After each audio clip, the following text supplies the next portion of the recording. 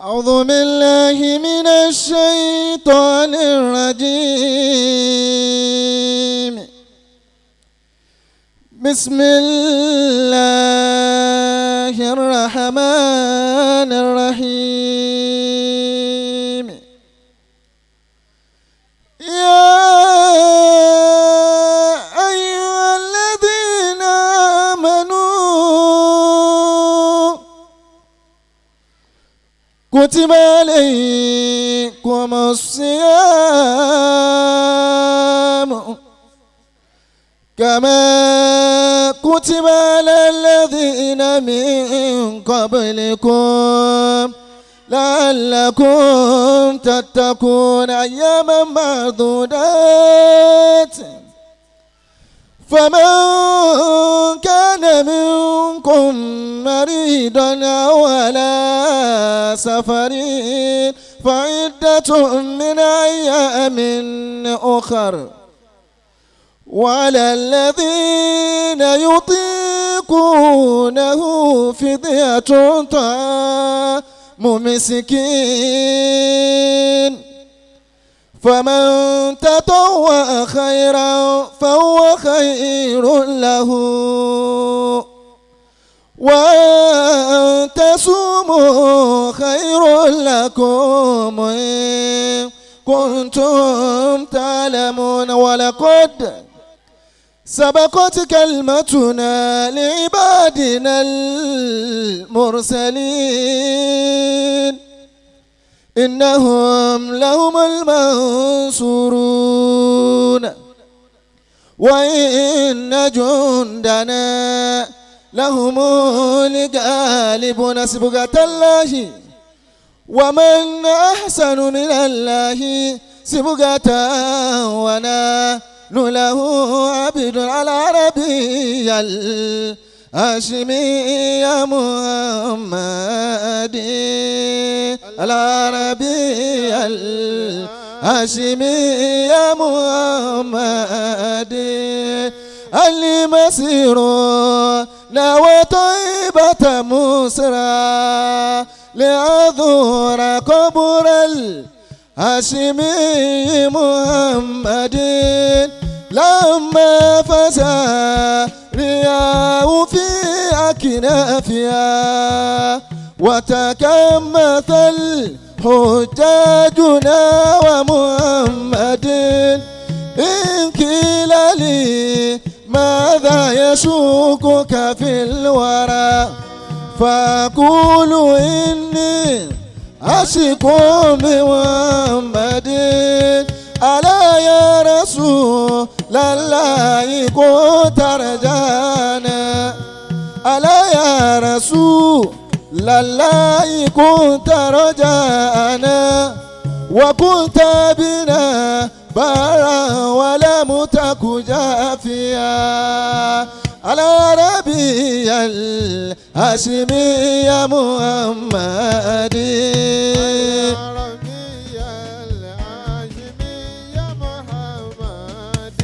ولو أن رب الناس يبقى نبينا سيدنا ولكن أمره كان مهديا. على ربي الهاشمي الله. لا إله إلا الله لا إله إلا الله.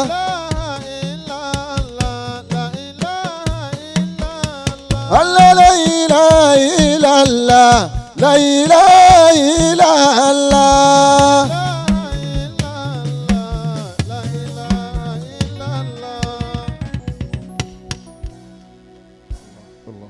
أعوذ بالله السميع العليم من الشيطان الرجيم. بسم الله الرحمن الرحيم. أعونك يا معين وبك أستعين.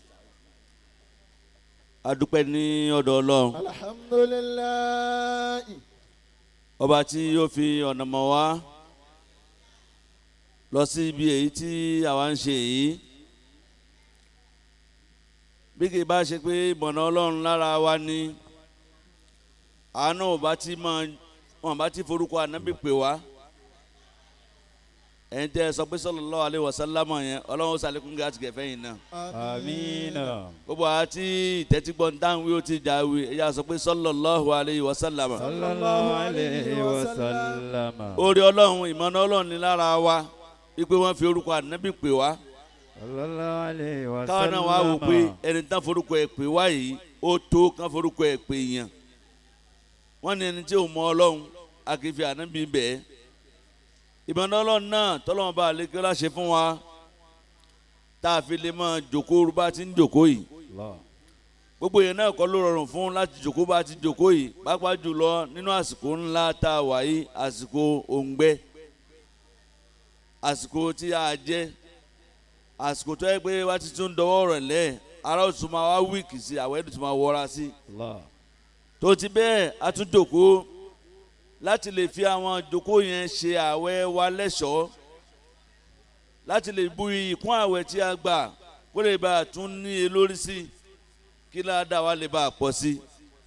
wàá tó fọ́nà mọ́ wa náà Rabbana la tuzigh qulubana. ba'da idh hadaytana wa hab lana min ladunka rahmatan innaka antal wahhab.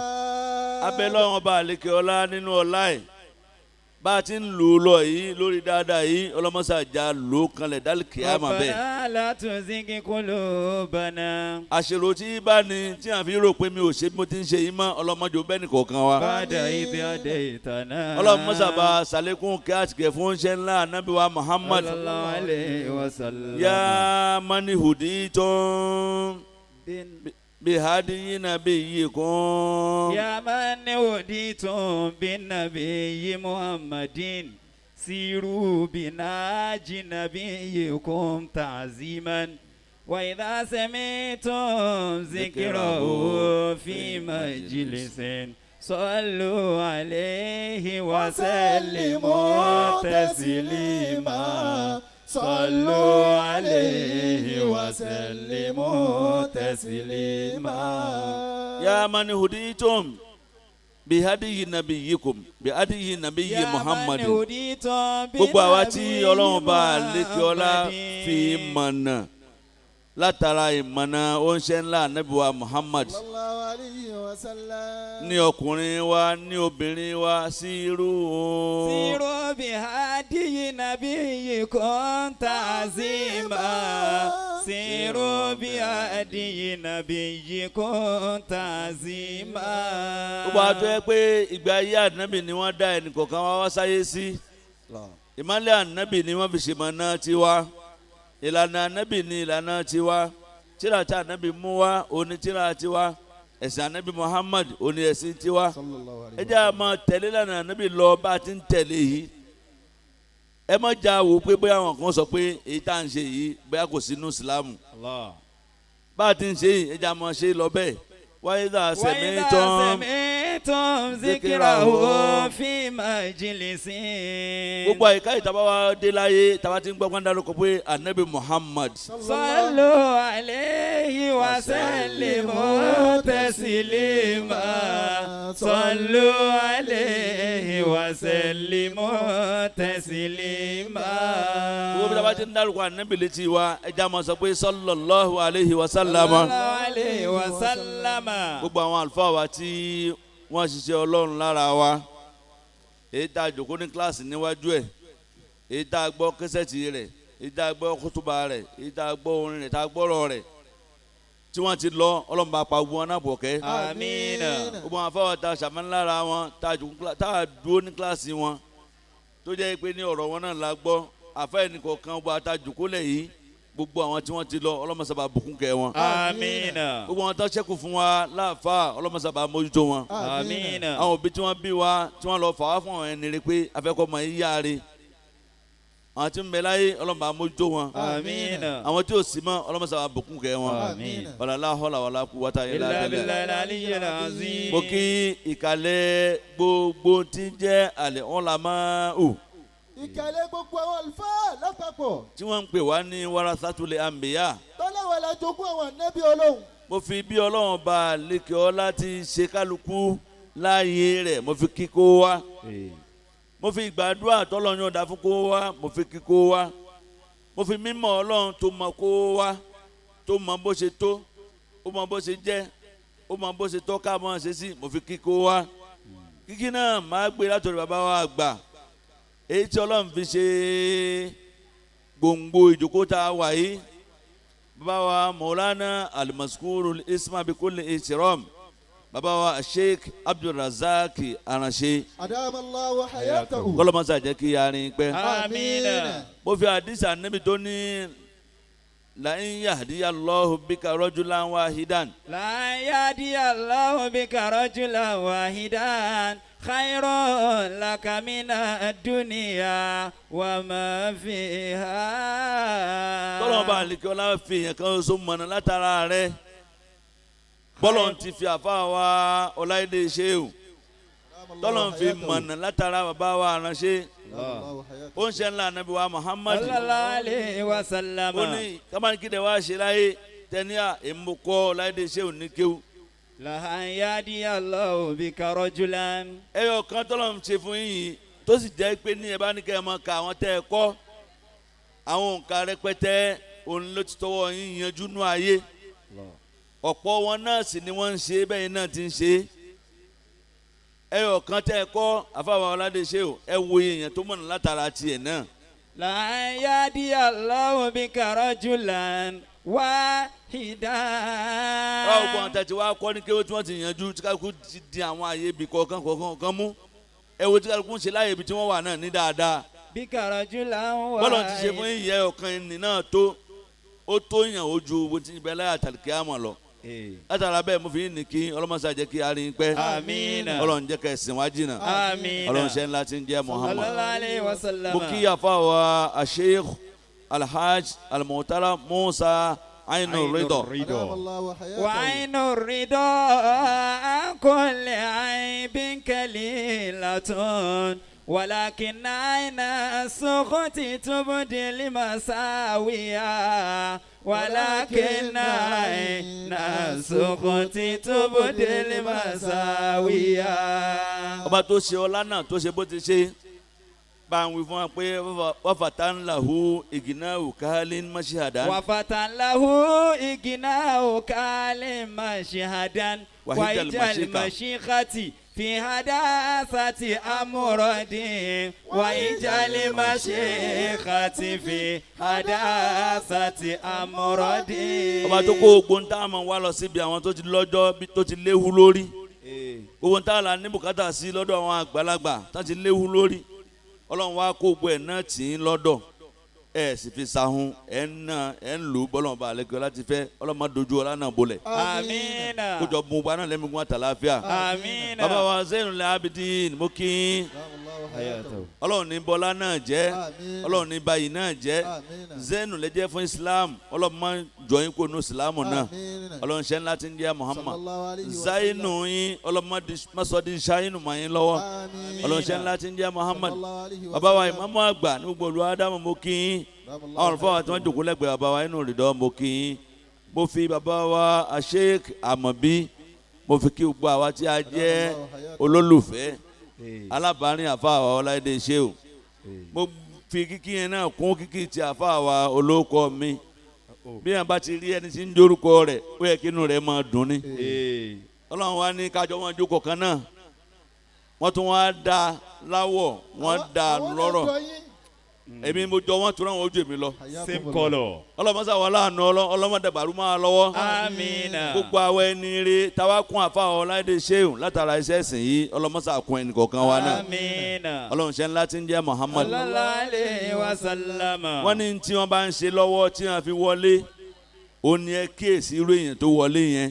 ìntọ́ bá ń ṣe lọ́wọ́ téèyàn fi wọlé ẹ kíyèsí irú èèyàn tó wọlé náà. àfa wa Sheikh Abubakar yàrá aláṣẹlá adamallahu hayatahu. ó kí gbogbo ntọ́lọ̀ ń ṣe lóore pátá ọlọ́mọdé ó bàjẹ́ mọ́jọ́ òdòdúró Amina. ọlọ́mọ ló ṣe bẹ́ẹ̀ máa ń bí ti ń ṣe pẹ̀lú yín Àmín. ọlọ́nṣẹ́ ńlá ti ń jẹ́ Muhammad sallallahu alaihi wa sallam. ẹ kàn wọ́n bìdùn bí àwọn kíkì ní ò bá jù bá ní lọ àsìkò ló fà á. mo kí àwọn tí ọlọ́run bá àlékè ọlábùn lárísìkí tá a tó lárísìkí wọn tá a pè wọ́n wá síbí tá a rò pé ìgbà tún rọjú lọ́dọ̀ tiwọn tá a rò pé ní ń ṣe àwa kò mọ̀ ṣe àwọn náà táwọn náà wá dá wa lóhùn ní dáhùn wípé ní ti ń ṣe yóò mọ̀ ṣe àwa ẹ̀yin lẹ ní àwa ní ní táwa sì ní a fi kún ẹ̀yin tẹ́ ní lọ́wọ́ pápá jùlọ a fi bu ìkún yín lára ìsìlámù a fi bu ìkún ìsìlámù náà lára ẹ̀yin náà gbogbo ẹ̀yin alárìsìkì náà ọlọ́mọdójú ọlá yín bolẹ̀ o. Amina. mo fi wàhálà tẹ́nìkọ̀kan yín ṣe kó tó alárìsìkì náà mo fi kí yín ọlọ́mọdójú ọlá yín bolẹ̀. Amina. mo wá kí gbogbo àwọn ìyá àlùbáríkà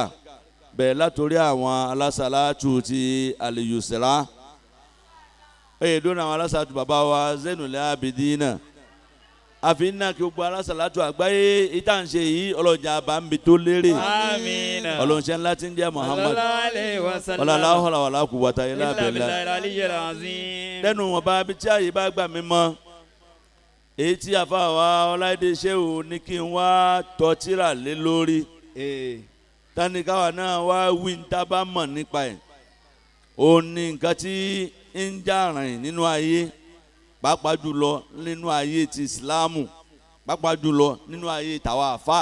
pàápàá jùlọ ní Nàìjíríà tá a wà yìí. ó ní mafuhumul bidiati kí ni tá ń pè ní bídíà torí pé wàhálà ti pọ̀ lẹ́ni nínú Ìsìlámù láàrin àwọn àfà nípa ọ̀rọ̀ bídíà eléyìí bídíà tó ń bídíà eléyìí bídíà tó sì bídíà bídíà yìí ó ti mú àfà mi gan tá a padà mọ̀ pé asọ́ọ̀tì ẹ̀ mọ́ ń tọ́ ń ṣe dájú òun náà ti palẹ̀ mọ́ bó ti ń ṣe tí wọ́n pè ní bídíà pé bídíà ni ó sì palẹ̀ mọ́ ẹ̀ háù òun náà bá ṣe mọ́. La ilaha illallah ẹlòmíì ti tú sáwí nítorí ẹ̀. ẹ ṣe tó ṣe bá wọn ní àná ní bídíà ni Ọlọ́run ò fara mọ́ ànábì ò fara mọ́ lọ́nà àwọn palẹ̀ mọ́ tíra ajẹ́pọ̀ ọ̀nà ò mọ́ ń tọ́ ń ṣe tẹ́lẹ̀tẹ́lẹ̀. ó kó gbogbo ogun bàbá rẹ̀ ó jó ná. bàbá wa ránṣẹ́ ìjábá rí wí mbẹ́ ẹ sáà gbá bàbá ti rí wí mọ́ alibidia nínú èdè Lárúbáwá. Ta'riful bid'ati fil Islami. lọ́dọ̀ tèmi mo fẹ́ lè ròyìn pé ní gbogbo mùsùlùmí tí ojú wa tó ní Nàìjíríà yìí àti ìrẹ́ nìkan tó wà lórí bídíà pẹ̀lú ìtumọ̀ tí bídíà yẹn fẹ́ gbé wá. Ta'riful bid'ati fil Islami. Bi annaha istihdathun li shay'in min ghairi mithalin sabiqin. ìtàǹgbè ní bídíà ó ní kíyàn dá nǹkan kan lẹ̀ tá a wá rí àpèjúwe fún pé ó jọ ọrù tí lágbájá ti ṣerú nǹkan báyìí rí lágbájá ti ṣerú nǹkan báyìí rí ààrẹ nìkan tó ṣerú ẹ̀ rí olóko bẹ̀rẹ̀ rẹ̀. Wa min hadha al-lafzi qawluhu ta'ala nafsi jalla wa ala. tábà fẹ́ sọ pé nǹkan ṣe bídíà láyé Ọlọ́run bá lékè ọlá nǹkan ló bá bídíà òun ló sọ wípé.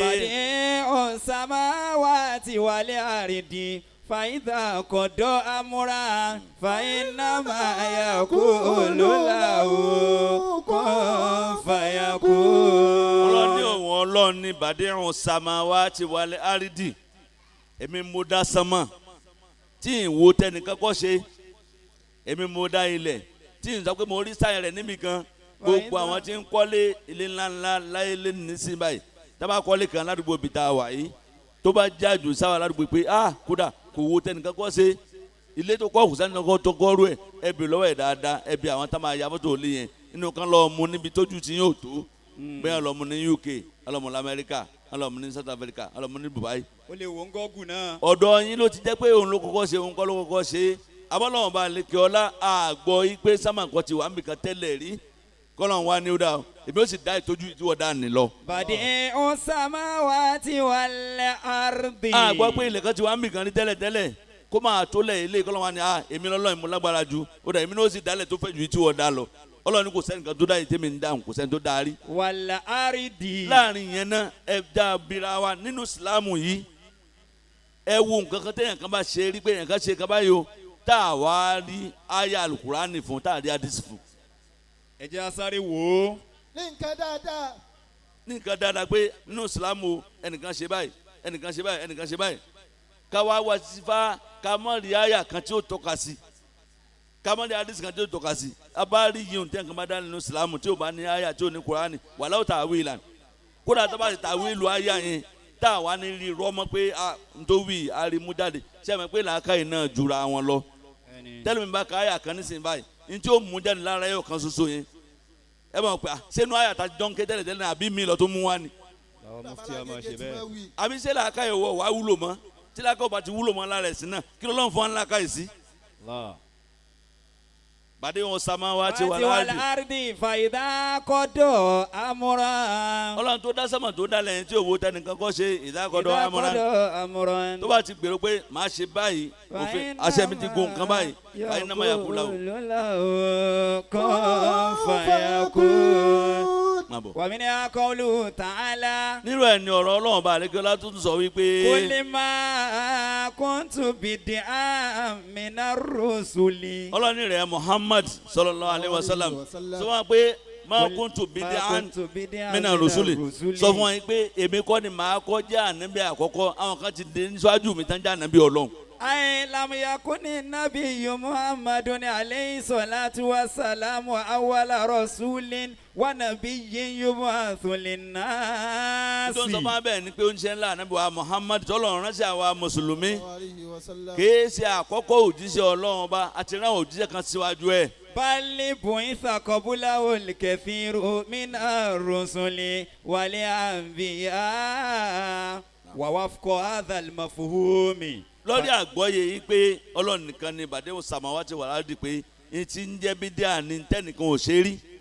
fa inna hadha al-lafza. gbólóhùn yìí gangan pé bídíà. fi hadizatihi. bídíà táwọn wí gangan fúnra rẹ̀ kẹ́límà bídíà yẹn fúnra rẹ̀ gangan. huwa lafzun lugawiyyun ghayru madhmumin fi zatihi wa ma'nahu.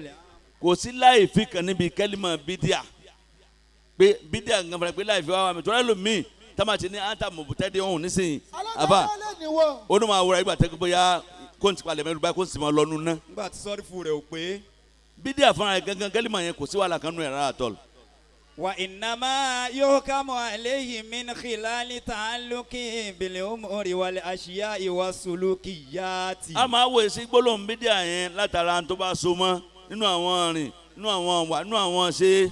fayuqalu bid'atun hasanatun aw bid'atun sayyi'atun.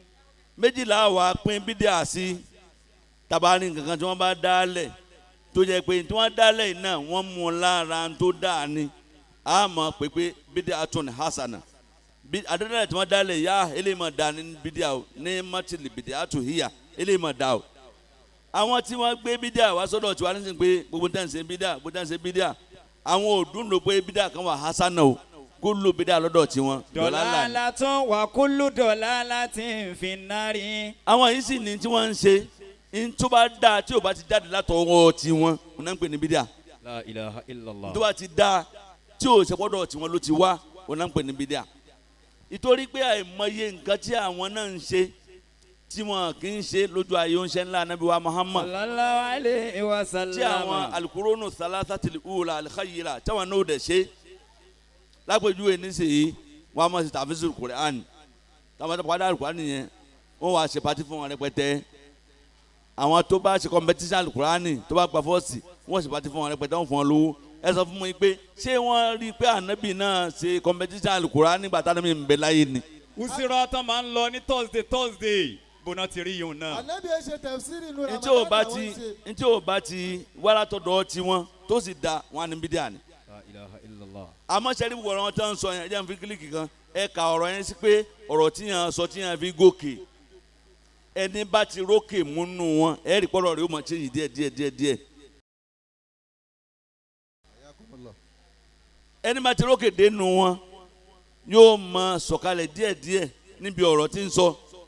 àwọn wa rẹ̀ ní ọmọ ìyàtọ̀ àfààní khalif tọrọf ìwọ sáà sọ pé táwọn yẹn ń ṣe ò dáa èmi ò ní síbẹ̀ ní ń ṣe yìí èmi máa ṣe bá mi àwọn yẹn mọ̀ pé àfàà kàmá tó gbé nǹkan dé ń bẹ̀ ẹ̀já lọ bí ti ń ṣe. àwọn kan sì ní akúndọ̀ lọ́rùn fẹ́ ṣe nu ayé kò sí inú tí nǹkan lè dálẹ̀ láyé wọ́n tẹ̀lé náà ni ìyẹn ò ní dá nǹkan lè láyé kó má rẹ̀ ní tẹ̀lé bó ṣe kó bá dì tó. ta'riful bid'atil hasana. kí làwọn ń pè ní al-bid'atul hasana àwọn tọ́jú àdádálẹ̀ tó dáa. والبدعة الحسنة هي ما يستحدث من الأمور الحسنة. ó ní àwọn nǹkan tẹ́nìkan bá rori tó gbé kalẹ̀ nú àwọn nǹkan tó dáa. وهي توافق السنة الحسنة التي تكلم عليها النبي عليه الصلاة والسلام في الحديث الشريف. àwọn kan wọ̀nyí tamadalẹ̀ tó dáa yìí yóò mọ ṣe dédé mọ́ ọ̀rọ̀ ṣẹ́ ńlá Ànábì wa Muhammad sallallahu alayhi wa sallam. من سن في الإسلام سنة حسنة. ó ń ṣẹ́ ńlá Ànábì wa Muhammad yóò bá Ànábì rárá. sallallahu alayhi wa sallam. ó ní man sanna sunnatan hasanatan ọmọ Lárúbáwá ni Ànábì. tá a ní máa kọ́ lédè wọn nítorí ni pé man sanna sunnatan ní hasanatan. ẹni bá lànà kan lẹ̀ tó jẹ́ lànà rẹ̀. Alahu ajiruha. irú ẹni bẹ́ẹ̀ yóò mọ̀ ní ládàá lórí ojú ọ̀nà tó là yẹn. Wa ajiru man amila biha ba'dahu. bẹ́ẹ̀ ni yóò mọ̀ gba commission lára àwọn tó bá tún rìn ọ̀nà lẹ́yìn tó na dàálẹ̀ tán.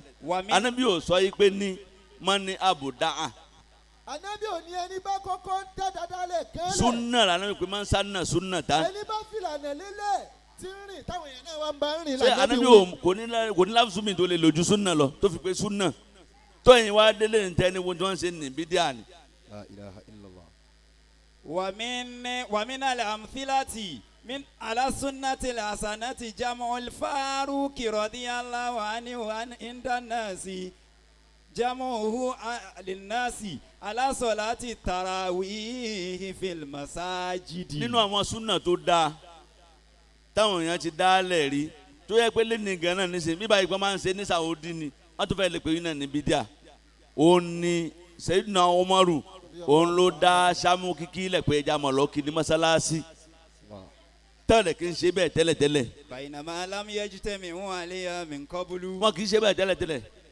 òun ló ní ẹja máa lọ kírun ní tàràwí yìí ẹja máa lọ kírun ní mọ́sálásí bó tilẹ̀ jẹ́ pé àwọn tá a wí yìí níta à ń wí ni pé ntí wọn bá ti ṣe fi ájọ́tì rọ̀ṣúlì táwọn sọ̀hábà ò ṣe táwọn tábì yìí ò ṣe ẹ wá bí wípé àwọn àáfàá tí wọ́n gan tí wọ́n tẹ̀lé látòlùbí tó ti bẹ̀rẹ̀ Muhammadu bin Abdul Wahabi gbogbo wọn débùnú Uthaymin débùnú Fawzan gbogbo wọn yìí èwo nù wọn ló wà nù asalasatul alukurunu salasatul ula èwo nù wọn ló wà nù ìgbà ọgọ́rùn mẹ́ta tánàbí ló lálàáfíà jùlá yìí èwo ló ti dé ńgbà náà. ṣé sàbẹ̀ làwọn ni àbí tábìín. kí ló dé mi gbà wọn yẹn ní sálàfù sọ́ọ́líù táwọn tiwa táwọn ń tẹ̀lé òfin ní jẹ́ sálàfù sọ́ọ́líù mọ́ tó ń fi wọn ajá lè mú tẹ́díwù.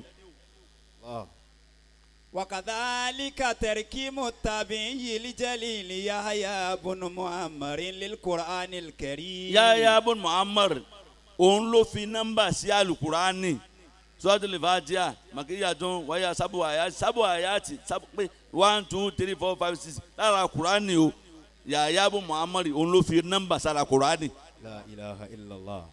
Walam yakun muraqama min qablihi. kánà mi ó tó kú o láyé àyà kurani kẹsì pa àwọn pé àyà kan lélẹ̀ ibi tó bá parí sí lábẹ́ nǹkan àyà kan ti parí. kẹ́lẹ́ mọ̀ bẹ́ẹ̀ ńgbà tí àwọn àyà kan sọ̀kalẹ̀ ní Mẹ́kà àyàn rò pé àyà yìí ti pé ńgbà wọn á dé Mádínà tọ́rọ̀ mi bá tún wá sọ̀kalẹ̀ ànábìyẹn ni ẹ mú eléyìí ẹ lọ́ọ́ fi kúnnú àyà báyìí.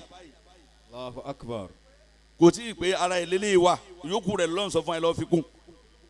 nọ́mbà kọ́ra fi mọ̀ ń gbà náà Yahya ló wá fi nọ́mbà sí pé ẹ máa fi nọ́mbà sí sọ́ọ̀tù bá kọ́ra o ìyẹ ọgọ́rùn-ún báyìí ní bẹ́ẹ̀ ìyẹ kí ni báyìí òun ló fi sí ṣé ìtòsí òun ni ṣé ìtòsí òun wò dá ṣé kò ń sàǹfààní fún wa ṣé bí àwọn tí ń ṣe ìdánwò fún àwọn tí ń ṣe sùrùkúránì nísìnyí báyìí ṣé bí wọn máa ní wúrà gbé láti àyà báyìí káàdé àyà báyìí tóun ò bá fi nọ́mbà sí bóun náà ṣe fẹ́ máa rí yìí nìṣe.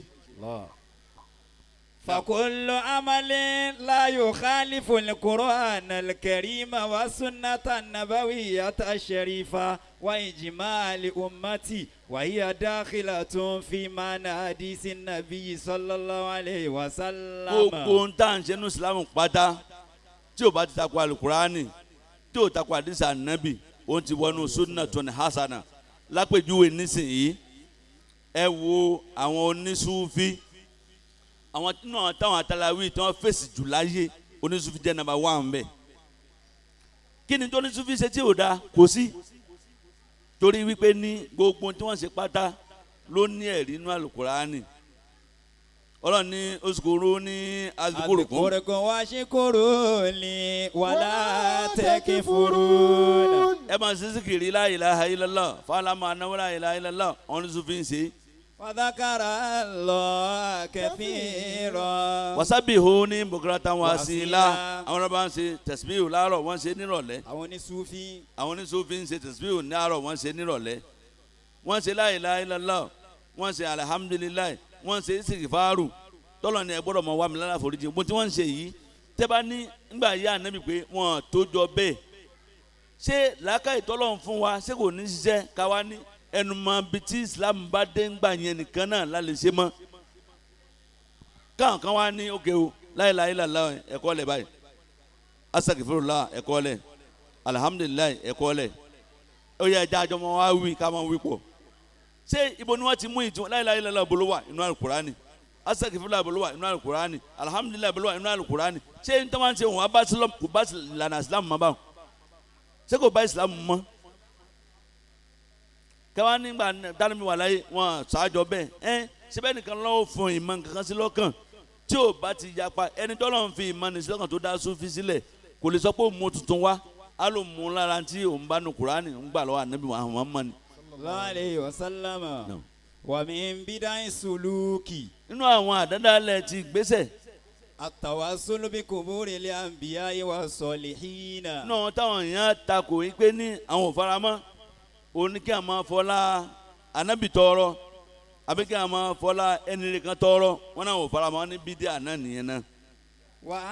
ẹ sáà mọ̀ yín pé ní a dá lọ́dọ̀ Ọlọ́run jura wa lọ a lè dábàá kan náà àwa fúnra wa a fẹ́ràn Ọlọ́run jura wa lọ bẹ́ẹ̀ lọ́lọ́wọ́ fẹ́ràn àwa náà jura wa lọ ẹni bá dá lọ́dọ̀ tiwa a mọ̀ pé ìjọ dá àmọ́ lélẹ́yìí bó ṣe dá àmọ́ lọ́dọ̀ tiwa ni ó lè dá ju bá ní lọ́dọ̀ Ọlọ́run bá lè kí ọlá àfa MC kí n júlẹ̀ ní tí ìfilẹ̀ ní sìn o ní mo ṣe wà láwa ṣe náà ni ẹ jẹ́ ń ṣe díẹ̀ wọ́n yé báyìí ní sìn ẹ lọ jòkó ẹ má jẹ́ kí n ẹ dúró ẹ lọ jòkó. ibi tí èèyàn bá dá àmọ́ lọ́dọ̀ ọ̀nà ibi tí èmi dá àmọ́ lélẹ̀ àwọn kan dá ju wa lọ́dọ̀ Ọlọ́run tádẹ̀ ní àṣẹ lọ́dọ̀ Ọlọ́run bá lékè ọlá ju tiwa lọ àwọn àǹbẹ hayan àǹbẹ mẹ́ta Ọlọ́run bá lékè ọlá sì fààyè wọn lẹ̀ fún pé àyín rè. Wakana Abdul Wahabi kana yanha ani salati ala nabi sallallahu alayhi wa sallam. afa Muhammadu bin Abdul Wahab ẹ jẹ́ n sọ díẹ̀ lára tí wọ́n ń ṣe.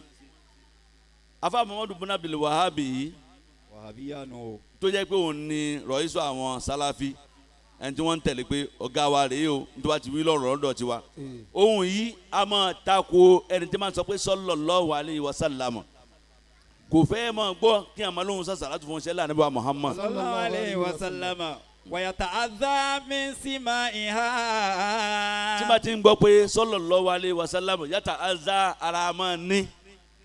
wa yanha anil itiyani biha laylatal jumu'ati. ó dẹ̀ bá ń sọ fún àwọn èèyàn pé njọ́ alẹ́ Àlàmísì yẹn mọ́júmọ́ Jímọ̀ ẹ gbọ́dọ̀ mọ sàṣàlátù fún Ànábì wa Muhammad. wa anil jari biha lal manairi. dábàá lẹ ti pèrún tán lórí àwọn mímbàrí yín tẹ pèrún lórí sóró tẹ pèrún tán ẹ gbọ́dọ̀ sọ pé Allahumma salli ala sayyidina Muhammad àti gbogbo ọ̀nà tẹ bá fi tó mọ̀ lẹ́yìn ẹ gbọ́dọ̀ sọ bẹ́ẹ̀.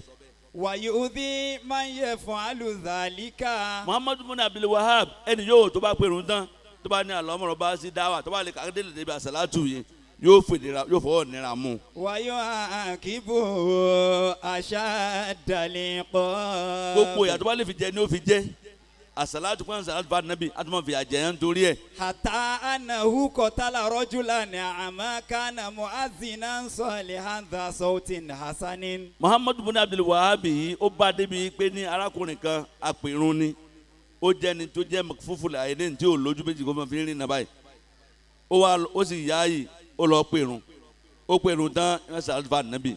Muhammadu Abdul Wahab ní ó gbọ́dọ̀ ṣe irú yìí láyé rẹ̀ ó gbọ́dọ̀ tún sàlátù fún Ànábì lórí mímbàrí mọ́. walam yantahi. kò wá gbọ́ ó tún pèrún jọ́ mi ó tún ṣe bẹ́ẹ̀. wa ta bi salati ala nabi sallallahu alayhi wa sallam. ó pèrún tán ló bá tún sàlátù fún ṣẹ́ ńlá Ànábì wa Muhammad. fa amara bi qatilihi fakutila. ó sì ní eléyìí ò ní gbọ́rọ̀ ẹ lọ́ọ́ pa wọ́n sì pa. Allah. ọ̀rọ̀ tí mò ń sọ yìí ó wà nù huduthul fitani. wa jihadu ayani sunani. tíra kan ní jẹ́ bẹ́ẹ̀. thumma qala. lẹ́yìn náà ثم قال إن الريابة في بيت الخاطئة. Muhammadu bin Abdul Wahab ó ní kán lọ tọ́yàn ní ilé obìnrin tẹ́ pé aṣẹ́wó ní ṣe ní fi ń jẹun ní fi ń ná ní fi ń lò kán lọ tọ́yàn ń bẹ̀. Àkọlù ìfimán olókéré ní ẹ̀ṣẹ̀. مما ينادي بالصلاة على النبي صلى الله عليه وسلم في المنائر. ẹ̀ṣẹ̀ ẹni tó lọ tán lọ tọ́ nílé aṣẹ́wó yẹn ẹ̀ṣẹ̀ rẹ̀ ké ó mọ̀ ń wà bá sí ẹni tí wọ́n ti ń pè yàn sí pé ẹ máa sàlátì fún sẹ́lá Muhammad o ẹ máa bọ̀ ẹ máa tọrọ kẹfà nàbí o ẹ máa sàlátì fún nàbí o anabi tọ́lọ̀ ní inna Allaha wa malaikatahu. yusalluna ala nabiyyi ya ayyuhalladhina amanu sallu alayhi wa sallimu taslima. anabi tọ́lọ̀ wọn ò fi hadu sí àsàlátù wá fún irun tọ́lọ̀ ní akí Ọlọ́run fi hadu sí márùn náà ni lè kí ju márùn náà lọ lójúmọ́ sì lè káyìlá ní mẹ́fà lè kásùbà ní mẹ́rin lè kí mọ́gìrì náà ní mẹ́rin àsàlátù ò ní adùn tiẹ̀ sallu alayhi wa sallimu taslima ẹ máa ṣe kó pọ̀ lọ́lọ́run wí àsàlátù náà lè wá ṣe lọ́wọ́ ní ẹ lọ́ọ́ pa nítorí pé ṣe àsàlátù fún anabi wa Muhammad sallallahu alayhi wa sallam ara tí wọ́n kà sí bí dáná nù ká mọ̀ àsàlátù fún anabi ẹ wá wò ó káfa Olaide wa ní àti ní bídíà ní àsàlátù kó wá ní kí ogun ẹ̀yà ìkan máa lọ́lé wọn àbí àǹfààní táwọn ìyá yẹn ń dẹ́ta pé wọ́n sàlátù nínú gbèsè ayé wọn nínú ọ̀rọ̀ ẹ̀sìn wọn lórí ọ̀rọ̀ ọmọ wọn káwọn ní ká tu gbogbo ẹ̀ka ẹ̀fín yín lẹ̀ ẹ má sàlátù fún anabi mọ́ kí ni ìlànà tá a fẹ́ rí ń bẹ̀ nípa wọn sàlátù fún anabi ẹ sọ pé sallallahu alaihi wasallam ẹ má jẹ́ kí wọ́n máa tàn wá jẹ lórí gbogbo táwọn ṣe nǹkan gbogbo ẹ̀ náà ni ò dáa àsàlátù fún anabi ó dáa rẹpẹtẹ wọ́n lè ní àníkí má sàlátù fún anabi àmọ́ ẹ mọ̀ sí ní jẹmọ́ kí lẹ́yìn ìnira tó kó wáyé nípa ṣe ní jẹmọ́ gbogbo àwọn àlàkà tẹ̀yìn ṣe ní jẹmọ́ ńkọ́ tó fi jẹ́ pé tiwa nìkan táwọn ṣe lẹ́nu àmọ́ ṣe ní jẹmọ́. wa aharoko dala ila alkhairati. Muhammadu bin Abdul Wahabi dalailul khairat ó kó oríṣiríṣi rẹ̀ àfa ó sì dáná sun dalailul khairat rẹ̀ pẹ́tẹ́ ó dáná sun àwọn tíra mi náà ó dẹ̀ tún sọ fún yẹn pé ẹ gbọ́dọ̀ la tajlisu fi maktabati asòfìyà ẹ má jókòó síbẹ̀ ẹ má tọ́ tíra fíkìú ẹ má tọ́ tíra àdìsí kan ẹ gbọ́dọ̀ bọ́ tafsiri. àròkọ kathiran. ó dáná sọ pọ̀lọpọ̀ tíra tó jẹ́ àwọn tíra tẹ́lẹ̀ ní pé eléyìí sọ̀rọ̀ àsàlátù ànábì eléyìí sọ̀rọ̀ ìpòtà ànábì ni eléyìí sọ̀rọ̀ màkàmà ànábì. gbogbo èyí ni wọ́n kójọ ni wọ́n ń pè ní bídíà ẹni tó lè sọ pé òun ṣe bídíà tí ò dá wọn tó wá rí i pé gbóntó ń ṣe kò ní sanad minal kitabi wala fi hadithi rasul tá a bá rí ẹ̀dí fún tá a rí ìdí fún tí a nàbì tá a rí inú alukurani àná ẹni ń ṣe bídíà tó ní hasana ó nìyẹn gbogbo tá à ń ṣe yìí à ń sàlátù fún ànábì àjòkó wa ti ń jòkó yìí náà nísìnyí báyìí bídíà tó ní hasana tó ó yẹ báyìí nísìnyí àwọn tí a dálẹ̀ tó dá tá a rí mú látara tírà alukurani nígbà Ọlọ́run pé sáré Ramadan ní hudan bàbá yìí náà ti mìíràn lùdá wálé furukọ́ọ̀nù ṣé ó kàn jẹ́ hudan lásán náà ni ṣé bí ọ̀rọ̀ sáà yẹn bá ń gbọ́ mbẹ́ náà ni hudan yóò sọ pé ó dọ̀tọ̀ ó jẹ́ hudan ó jẹ́ mọ̀nà dọ̀tọ̀. ẹ jẹ́ kí n fọ̀rọ̀ ẹnìkan kí n fi kan lẹ̀. imra'atun ajuzun waqafatin dali muwajati sharifa. níbi káàdì yóò gbọ́dọ̀ fọlọ́ àwọn ẹni lọ́n tọrọ yẹn táàfà yẹn parí ọ̀rọ̀ rẹ̀ sí ẹ wá já wò ó arábìnrin kan àti wàhábì kan tó jẹ́ sálàfí nájọ pàdé ọ̀rọ̀ pọ̀. akọ takulu mar'atu agithni ya rasulallahi. arábìnrin yẹn tó jágbàlagbà yẹn ó ní agithni ya rasulallahi sẹ́yìn pé nínú àfẹ́ gbọ́dọ̀ kí ẹ máa ní kádàbí o ṣe kankan fóun pé sádàbí wà lọ́lọ́ ni ìyẹn ní agithni ya rasulallahi ànábì gbà mí o. Adirikini ya Rasulallahi. Anabi jẹun fìdí ara ẹ lára mi. Ìṣífàlì ya Rasulallahi. Anabi sì pẹ́ fún mi. Fàṣẹmí aha wahabiyun. Afa Salafi wa gbọ́ tálábìrì sọ pé agísí ya Rasulallahi. Kọ́lá lahaza ṣíríkù. Wà ní ṣíríkù. Kò tẹ́ ẹ̀ tó pé yìí ni bídíà ṣíríkù sàmù tiẹ̀ nìyẹn. Ó ní kánábì sì pẹ́ fún ẹ kánábì gbà ẹ ọtí sẹ́ bọ́. Anabiyu mata wa ma yanfa'u. Lọ́dọ̀ tiẹ̀ ó ní anabiyu mata anabi ti kú wa ma yanfa kò ṣàǹfààní kan lára rẹ̀ mọ́. Wazili aso anfa'u min Muhammadin. Ó ní igi tó mú dání ó ní anfa'u min Muhammadin. ó ló ṣàǹfààní ju Muhammadu tí wọ́n ń pè ní lọ. qalat lahu kayfa. obìnrin yẹn wá ní igi tó mú dání ṣàǹfààní ju ànábì lọ bóòlù sí jẹ́.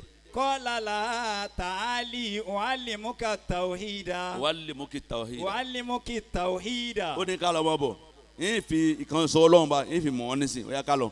wa masakal asa wa akhadha limakanin fihi jamalun barikun. wàá mú igi rẹ̀ tó mú dání tó ló wúlò jànábì lọ yẹn bá mu lọ sí agbo rànkúnmí tó jókòó kalẹ̀ tó bẹ̀rẹ̀ mọ́lẹ̀ báyìí tó lúgò kalẹ̀ yẹn ó wá dé wájú ẹ̀.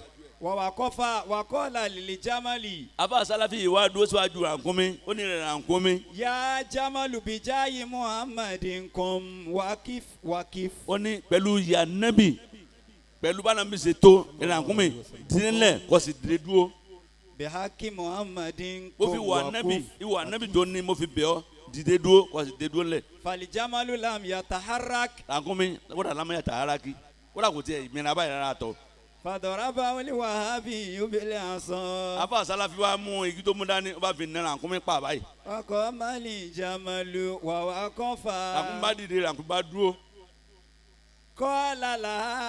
ó wá ní ìwọ sọrí pé mo sọ fún ọ tẹ́lẹ̀ pé igi tó mú dání ó ṣàǹfààní ju Muhammadu lọ. kọ́lá tìlà ha tìlà sọ àlìhínà. obìnrin bá ní sẹ́yìn àbí mi ó dà ẹsẹ̀ ẹ̀ mú gi yẹn wá ná obìnrin náà wà gbági ní lọ́wọ́ ẹ̀. wàbà dàmálì jàmálù bàrọ̀kà. lẹ́yìn bàtí àǹkúmọ̀ ẹ̀ tí wàá ti jòkó padà. wàwá kọ fatia màmá ooo. obìnrin yẹn wọn náà wá dúró síwájú rànkúnmí. wàkọ́lá tìlẹ̀ jàmálì. ó ní ìrẹ́ rànkúnmí yìí. yá jàmálù bí ìrẹ́ rànkúnmí. bí akila ikum. bí hakilahi pẹ̀lú wọ ọlọ́run dìde dúró. falam yastajib laha. rànkúnmí ò dá obìnrin náà lóhùn pé bí hakilahi kò dáhùn. kọ́lá tìlà ooo. obìnrin sọ fún rànkúnmí ní wípé. àti alùkàbí àsìmá ilà ìwà sífàtì ilé òun sí máa. gbogbo orúkọ ọlọ́run bá lékè ọlá àtàwọn ìròyìn ọlọ́run bá lékè tó tóbi jùlọ mo fi bẹ̀rẹ̀ rànkúnmí yìí. àtẹkù mọ wà kọ́ tẹkífà. dìde kọ́ sì dúró. falamiyẹrù dàlẹ́ ha. kódà rànkúnmí ò wò sí gangan. fàdọ̀ràbàtì ubìlẹ̀ àsán. obìnrin náà wàá mú ẹgbàá yẹn wàá fi na rànkúnmí ni. fanta dali jamalu wà kìfà. rànkúnmí má dìde ó bá dìde dúró. fasalati wahabiya.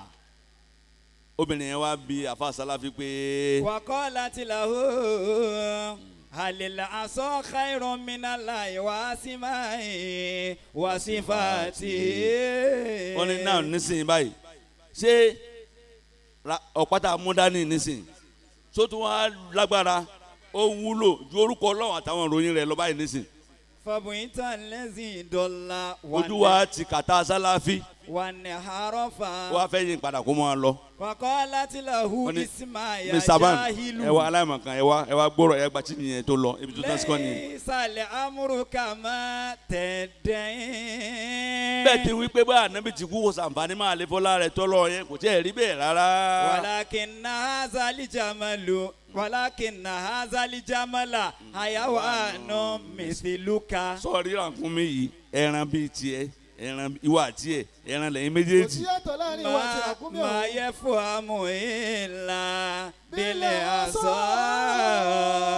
ìwọ tó jẹ́ ẹran èèyàn àti ẹran gan rànkúnmí kò sí tó lè yé yín àfi igi ọlọ́run yín ò ní igi. igi lọkọ ọmọdé. nítorí náà hakamu alahada bimodekele jannati. wàhálà sí wa òbí mọ̀dẹ́kìlì ní ìrọ́ni. àwọn èèyàn láyé lè ní sí báyìí wọn a máa dájọ́ ìpele ní ó wọ àlìjánnà ilé ní ó wọ ná. wàhálà sí wa òbí mọ̀dẹ́kìlì ní ìrọ́ yá kọ́ mi látàtà làkó fi òkè mi kún. gbogbo ẹ̀yin tẹ́ ń dájọ́ láyé ẹ̀yin Salafi ẹ̀yin alùsùnà tẹ́ ìpàrọ̀ ẹ̀yin alùsùnà wal jamaa kí làwọn ò pera wa tẹ́yìn bá lẹ́yìn nìkan ní alùsùnà ẹnìkan ní wal jamaa ọlọ́run látú zakú àǹfọ̀sàkún kílẹ̀ tẹ́ ẹ mọ̀ fọlá yín mọ̀ ẹ̀yin tẹ́ ní ẹ̀yin alùsùnà tẹ́ ẹ̀ dá níwà ẹ̀ dá níṣẹ́sí ẹ̀ ṣe súnmọ́ ẹ̀ ṣe bá lò ẹ̀yin náà sì mara yín ẹ̀ mọ̀ pé rọ́ọ̀lẹ́ ń lọ pa fáwọn ará Saudi tẹ́ fi ń gbowó lọ́wọ́ wọn ṣebí káwọn eléyìí tó dé làwọn àgbà wọn síwájú wọn náà ti máa lọ ra tẹ̀síbà ní Kánò wọ́n sì kó tẹ̀síbà tàwọn ará Kánò lọ sí Saudi pé àwọn tẹ̀síbà tàgbà lọ́wọ́ ní súfìrè àwọn yẹn náà dẹ̀ ní wọ́n tutù díẹ̀ wọ́n mú mi torí pé tẹ̀síbà tí yàn ń fà á ti dán lọ́wọ́ kílẹ̀ dáhùn òsè lákàá pé wọn ilé yóò dán lọ́wọ́ ẹ̀sìn lẹ́gbàá lọ́wọ́ ní sufi. wọ́n bẹ̀rẹ̀ sí ní dowó lẹ̀. láti bẹ̀ báyìí àwọn ọmọ pọ̀wó yahoo ti wà tipẹ́tipẹ́. yahoo ṣe bẹ̀rẹ̀. wọ́n ń yàwó àwọn Lárúbáwá ni. Ya qaumi. ẹ̀yin yẹn wa. La tata'allaqu fi hukmikum. ẹ má máa dara yín láàmú lórí ìdájọ́ sẹ́yìn dá yín kọ́ lọ́lọ́run tó dá wa. Wada'ul masira li khaliqil insani. ẹ fi àtibọ̀tá kó wálẹ̀ sọ́dọ̀ Ọlọ́run balẹ̀kẹ́lá tó dé yàn. Wa tashagalu dawman bi anfusikum fakam. kálukú mójútó rẹ̀ má sọ pé túláàsì ní kẹ́nìkan ó ṣe tiẹ̀ ọtí dálẹ̀ ẹni ọlọ́mọ ni ó tẹ̀lé ọ wábi yìí wá ní ìmọ̀ gba tiẹ̀ ẹjọ́ mọ́ bára yín. Fakam fina mina takisiri wa nukusani. má ní táwọn ṣe ò dáa má torí pọ̀ tí rọ́nà kan láti mọ lọ gbowó Saudi àìdá láì fi bẹ̀ lára tí náà. Rubba murin amaroli ayatamu asiyan. mélòó ẹ̀ ń tẹ́ pé ó lu ayé ẹ̀gbọ́n tó pọ̀ jù nínú ayé ẹ̀ ó lo lórí ẹ̀sẹ̀ Ọlọ́run bá àlékè ọlá ni. Lakinnahu qad taba lirrahmani. ṣùgbọ́n gbà tó kú díẹ̀ tó bọ́ sáré ó túbá lọ́dọ̀ Ọlọ́run sì gba túbá rẹ̀. Wa mufakhirun fina bi ta'ati mada. pé ní wọ́n ṣe fáàrí láyé nísìnyí pé èmo sí lọ́njù irùngbọ̀n mi ló tóbi jù ṣòkòtò mi ò délẹ̀. Mada min hazihi dunya ala lisyani. ibẹ̀ ẹ̀ṣẹ̀ náà lẹ gbé kúrò láyé ọlápàṣírí yóò tú sáwọn èèyàn lọ́wọ́ wọn mọ tẹ́ ń ṣe níṣẹ́ ó yẹ ká máa wọ̀nyí pé bóyá àwọn ẹni Ọlọ́run ní tòótọ́ bẹ́ẹ̀ bá délé mi ń dékọ̀rọ̀ yàrá rẹ̀ ẹ mọ̀ pé ó burú ju ṣètọ́ni lọ. Fasalul muhaimina ayusabitakum ala. ẹ máa bẹ lọ́wọ́ bá àlekè ọlá kó fẹsẹ̀ kó wá mọ̀nà. Dini nabiyyi wa khilatil imani. Dini nabiyyi wa khilatil imani. ẹ máa bẹ lọ́wọ́ kọ́lọ́ ń fi ẹ̀mí wa mọ̀nà kó fẹsẹ̀ wá rinlẹ̀ sórí ẹ̀sìn Ànábì àti súnà rẹ̀ gbogbo ara là ń ṣe súnà gbogbo apátápátá náà ní alùsùnà ẹ má da yín fún lóko Islam ò fún wa lóko kò fẹ́ yín náà lóko ìdá yín náà fúnra yín lóko náà bídí àkànnà tó ní yé nìyẹn. Wasamakumul muslimina. jẹ́jú mùsùlùmí náà lọ. torí náà gbọ́ àtàwọn gbọ́ pé bídí àdá ilé táwọn àti rò pé bóyá àfàìkú rẹ̀ la ìwọ náà bèèrè lọ́wọ́ àfa pé kí náà ń pè ní bídí à má yẹ kán tàn ẹ jẹ ìtàjẹ ní mẹ́mí dágbédá níhùn kán lè bá a mọ̀ wọ́n ni kán lè bá a rówó kójọ wàláhì ìwọ̀n tí wọ́n ti pátá nítorí owó ni wọ́n fi ń ṣe. náà wọn afẹ́ rọ́bìṣì gbòsí àwọn ìgbàgbà tó jókòó lẹ́yìn ẹni bá gbà fún wọn ni o èyí tí wàhálà wà nìyẹn ẹni bá gbà fún rọ́bìṣì sí àwọn wàhálà tiẹ̀ dẹ̀ nìyẹn. nígbà tí wọn kọ́ bẹ̀rẹ̀ kọ́ lọ mọ́sálásí kíbla yìí ibẹ̀ kọ́ni kíbla wà wọ́n mọ̀ ní ìmáàmù ibi kọ́lọ́ kẹ́mọ́ kọjú sí ìmáàmù tó nù gbẹjọ́jú tẹ́lẹ̀. ó náà sì lẹ́sẹ̀ lútẹ́kù máa gbónú mọ́sálásí. ẹ wà pàmò sí dààmú ọ lọ́wọ́ ọ kí wo kàjẹ́ mọ́mù ní bọ́lá tí mọ́mù múná fi mọ́mù lọ. torí náà Ọlọ́run kó ṣàlékún mọ̀nà fẹ́ni kọ̀ọ̀kan wa Amina. àbá Olaide Sheu Ọlọ́run kó ṣàlékún dáadáa Amina. kó ṣàlékún àgbéga Amina. Ọlọ́run ṣe ńlá tí ń jẹ́ Muhammad Sallallahu alaihi wasallam. ètò àwí ó lè mọ tó táwọn àgbàlagbà ẹ sá fẹ́ gbà á kẹ́ dápọ̀ bọ̀ ọlọ́mọsá wọlé àná Ọlọ́run kó bá kún jù báyìí lọ Amina. tẹ̀mí Ọlọ́run jóni jù báyìí lọ gbogbo ìjọ náà Ọlọ́run tún wọn ká máa yín lórí Amina. Ọlọ́run ṣe ńlá tí ń jẹ́ Muhammad Sallallahu alaihi wasallam. ọlọ́lá ilà ilà gbogbo alárìsìkí Ọlọ́run ṣàlékún bùkún fún wa Amina. gbogbo ẹ̀yin afáwà pátá Ọlọ́run jàre pẹ́ o Amina. ẹ kú rọ̀jú ẹ kú àfaradà. Allah.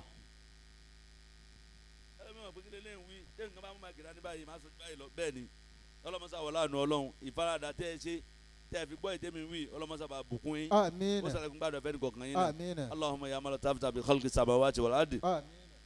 wala tafta bila jidati fi butuni ummahatiha Àmín. قلته بنا في قضائك وقدرك لطفا جليك بكرمك يا ارحم الراحمين آمين. اللهم انصر بفضلك سلطاننا آمين. واهلك الكفرة اعداءنا آمين. وامنا في اوطاننا آمين. ولي امورنا خيارنا آمين. ولا تولي امورنا شرارنا آمين. وارفع مقتك وغضبك عنا آمين. ولا تسلط علينا بذنوبنا من لا يخافك ولا يرحمنا يا رب العالمين. الفاتحة. آمين. بسم الله الرحمن الرحيم الحمد لله رب العالمين الرحمن الرحيم مالك يوم الدين إياك نعبد وإياك نستعين اهدنا الصراط المستقيم صراط الذين أنعمت عليهم غير المغضوب عليهم ولا الضالين. akí bàbá àgbà ní rí fún wa bàbá Sibgatullahi bàbá inú rídọ́ wọ́n ní ẹ wá ṣàdúà wọ́n ní ká ẹ ṣàdúà kí bàbá wa àgbà lánàá ṣe tó ṣàdúà. oníjà ṣe mọ o